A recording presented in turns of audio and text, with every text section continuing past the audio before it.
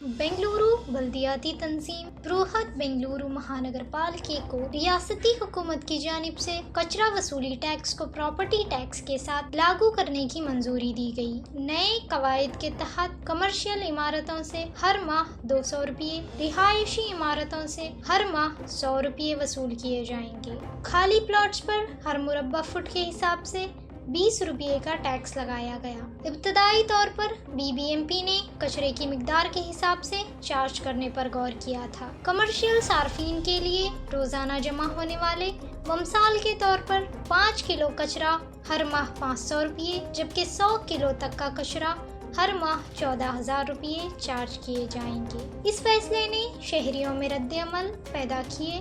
Karnataka home buyers forum के धनंजय ने BBMP पर तनकीद करते हुए कहा, वो प्रॉपर्टीज की देखभाल नहीं करते, मौजूदा मसाइल को हल नहीं करते, बल्कि सिर्फ पैसे चाहते हैं। बसवनगुड़ी के हेरिटेज रिहायशी फोरम के सेक्रेटरी गुरु प्रसाद रोट्टी ने नए टैक्स पर सवाल उठाए।